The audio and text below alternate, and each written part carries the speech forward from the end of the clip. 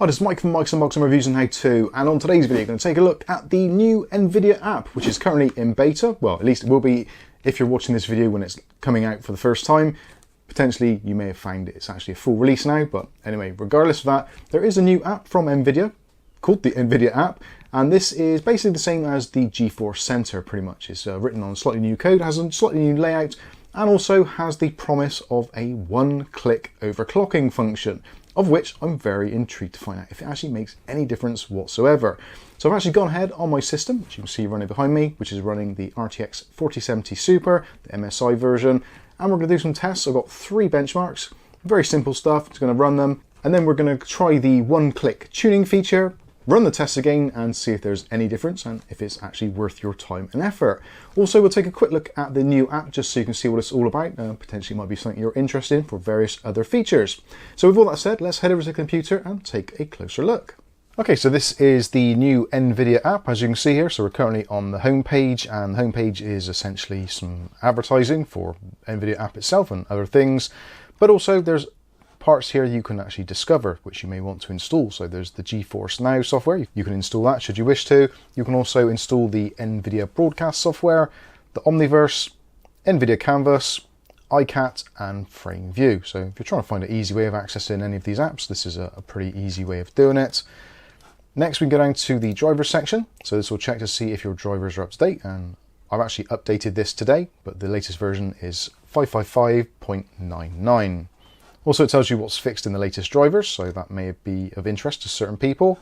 Next, we've got the graphics section, at which point you've got programs which you can fine-tune your particular programs, such as for us here, OBS Studio, and also you've got your global settings tab, so you can go ahead and choose things you want, such as RTX Dynamic Vibrance, your CUDA, all these kinds of things here. So if any of these are of interest, you can do. Switching on low latency mode might be helpful for some, and also the max frame rate. So this will be a global setting to set a maximum frame rate for all of your system, including games.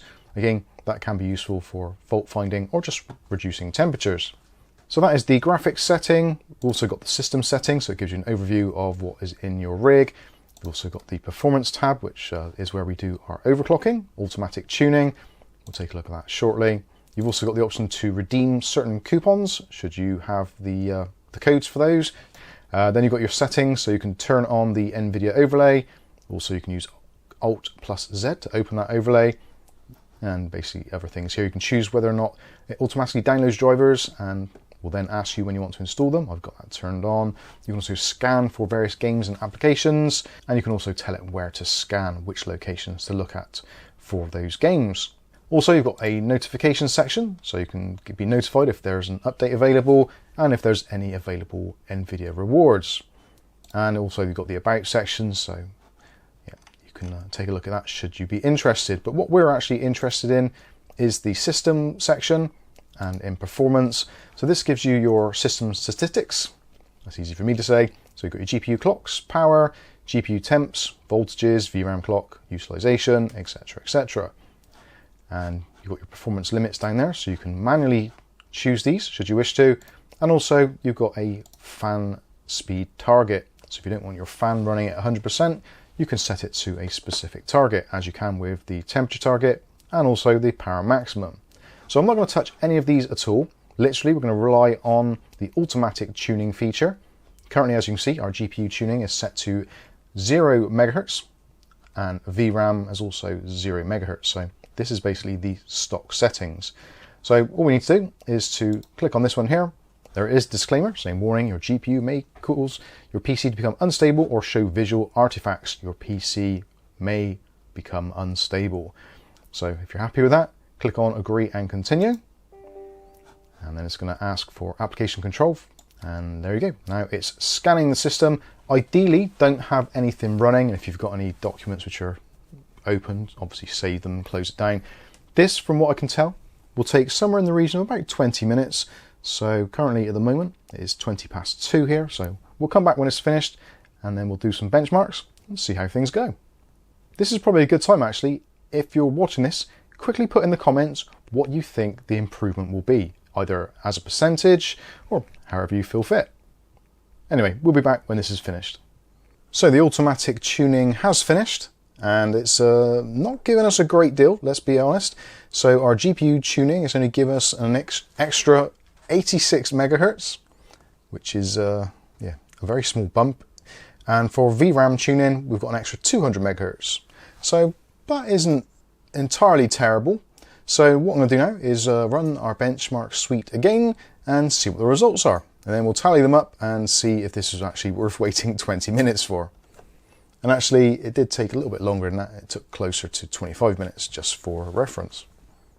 Okay, so the tests have finished and the results are in, and they're not overly exciting, let's be honest with you, but it does mean there is a little bit of performance left on the table from the default settings, as you would pretty much expect. So if you want to get a little bit more performance out of your system, and you don't want to spend hours and hours going into things like MSI Afterburner and tweaking your settings and working out what is best for your graphics card, I actually think this app is actually quite useful, although I would love for this scanning to take less time, and you'd think with Nvidia being the king of AI, they would have some sort of algorithm which would do this much quicker and perhaps push the graphics card to well, more of an extent of being right on the edge of what is possible. But anyway, let's take a look at the results. So we'll start off with Time Spy Extreme. The original test, we netted 9,885 points on the GPU. Then with the performance enhancements, we've got 10,086 points, which is about 100 points more, so yeah, that's not too bad at all. Then what I did is actually adjusted the slider on the power management up to 106%. I didn't run the test again to kind of fine tune it, just ran the actual benchmark to see what would happen. And no surprise, we got basically an extra 100 points. So that netted us a score of 10,182 points on the GPU. So definitely an improvement, no problems there. And actually in terms of noise and thermals, basically it stayed pretty much exactly the same, although I think that is probably more down to the design of the cooler on this particular graphics card. Moving on to Solar Bay. So in Solar Bay, the stock results, 97,094 points.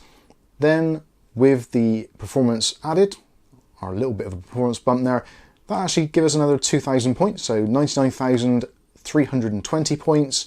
Then with the slider adjusted to 106%, we then managed to get past the 100,000 mark, so 100,516 points. So again, a small improvement, not groundbreaking, but certainly it is an uplift. Last one is the Steel Nomad. So in Steel Nomad, the original results, we've got 4,481 points, which basically equates to 44.81 FPS. Then with the very small performance bump with the auto tuner, we've got 4,748 points, and that netted us 47.48 FPS. And then with the slider turned up for 106% power, we then got a score, just a very slight increase there, of 4,772 points, which equated to 47.72 FPS. So not even a whole FPS improvement there. So I think just doing the actual main tweak itself, just do the one click, I think that is probably the best bet. So overall, I think the Nvidia app Auto Overclock is something which potentially you might be interested in.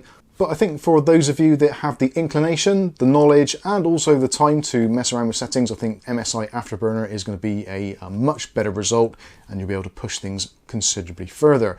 But in terms of if you're an absolute novice, and overclocking in general actually scares you, and also you're potentially worried about invalidating any warranty, I think this is actually a pretty good idea. The Nvidia app has been stated that if you do make any adjustments on there, yes, it may make your system unstable, but there's no mention whatsoever of doing anything to your warranty. So there is that. So overall, for a very small download, nice little tool. And if you want to use some of the other features or have quick access to driver updates or other features within the Nvidia suite, I think this is definitely worth looking into. But if you're one of those people that just wants to install your graphics card and just play games, then maybe you don't necessarily need to. Let me know what your thoughts are in the comments section below. But I think this is going to wrap this video up. I've been Mike. This is Mike's Unboxing Reviews and How To, and hopefully we'll catch you in the very next video. Thanks for watching.